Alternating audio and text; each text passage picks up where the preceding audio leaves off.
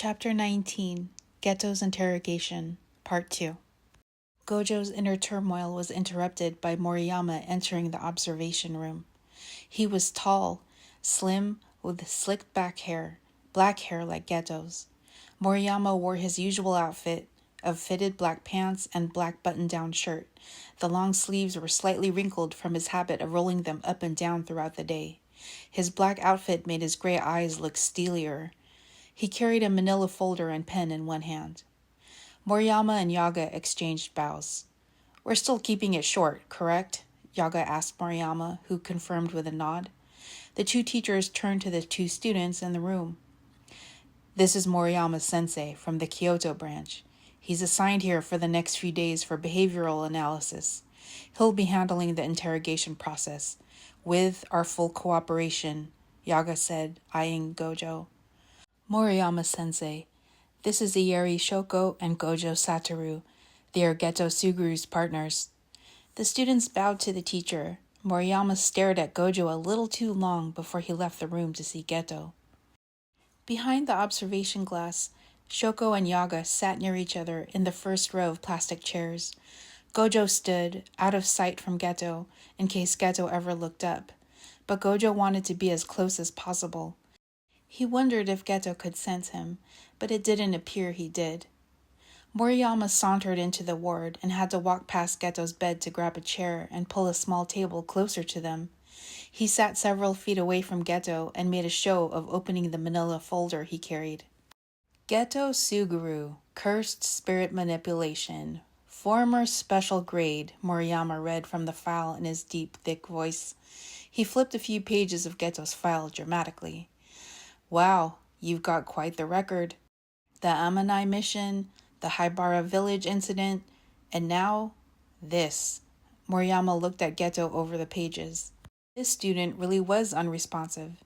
He could barely see Geto's face beyond the hair draped over it, and his posture was stooped and defeated. Sometimes in these types of interrogations, Moriyama could get a reaction by leading with a taunt or insult, but there was nothing from Geto. In the other room, Gojo bristled at the condescending remark about Geto's missions and resulting condition. He had to remain silent. Yaga didn't react. Shoko was the one who muttered, "Asshole." "You've been quiet for so long. Is there something you're afraid to say?" Moriyama continued. No response. "Gojo Satoru's here. He was the one who brought you back from Haibara village. Can he tell us what happened to you?" The volume on the EKG machine was very low, but everybody could hear the slight rise and fall in heartbeat. The nurse sitting near the machine typed notes into her laptop. "I want you to tell me what happened." Moriyama was about to activate his curse technique. Moriyama decided to ask questions going from the most recent information Geto might have, then work backwards. When activating his curse technique, he had a habit of clearing his throat twice to activate his cursed energy into his voice. He aimed this curse-imbued voice in Geto's ears. His right eye always twitched once he spoke in his cursed voice. People who were familiar with his curse technique found it easy to tell when he was using it. If he didn't make the activation so obvious, he could spend all day manipulating people into disclosing what they were currently thinking or confessing a dark secret, but he was never able to use his powers without these obvious clues. "How did you know those two girls were being imprisoned in Haibara village?" Moriyama's voice made its way to Geto, but the energy died out before it reached him. Moriyama moved his seat closer to the bed. "How did you know those two girls were imprisoned in Haibara village?" the teacher repeated. Once again, the energy dissipated in Geto's ears. Moriyama shifted in his seat. It seemed like it was a simple question, but it wasn't getting through. This happened more often than he wanted to admit. "How did you end up in this condition?" Moriyama tried a different question. This question did get through to Geto's ears and into his mind. That's when Moriyama was able to turn it into an intrusive thought.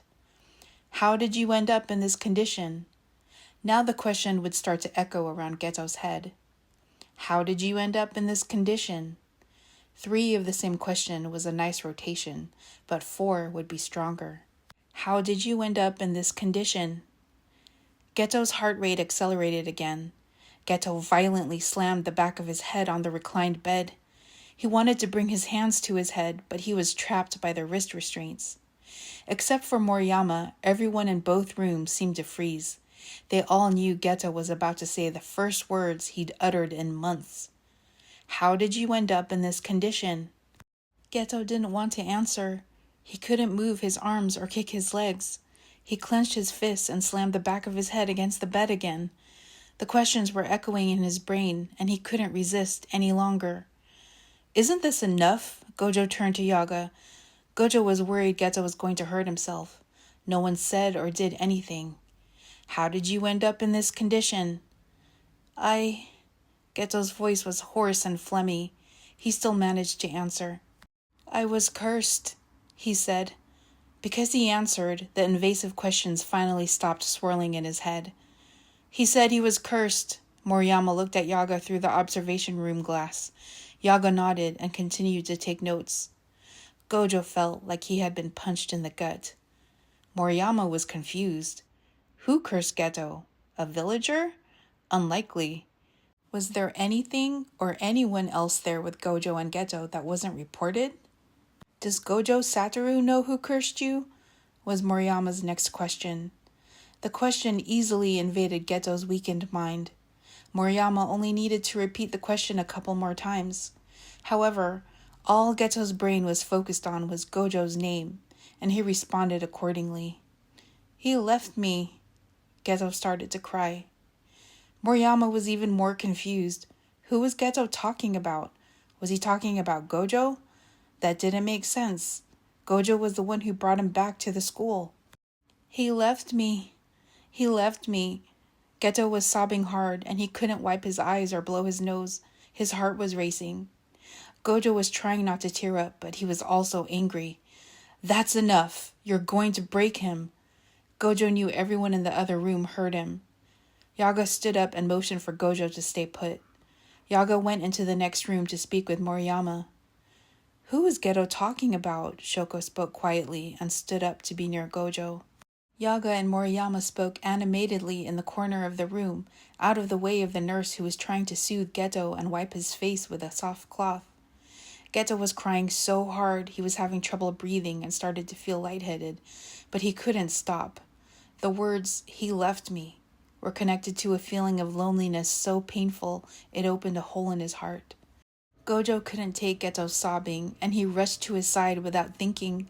The nurse had just finished sedating Geto and still had the needle in her hand when Gojo appeared at the bedside.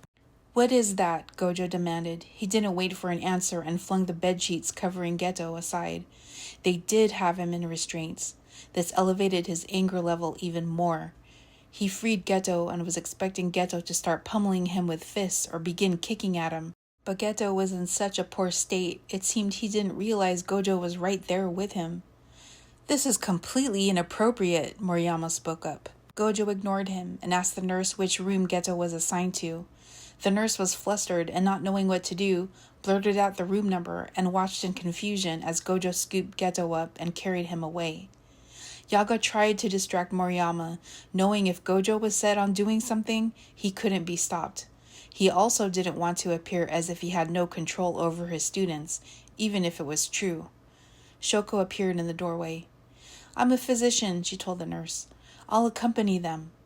Shoko hurried down the hall after Gojo and Geto and left Yaga to calm the remaining chaos.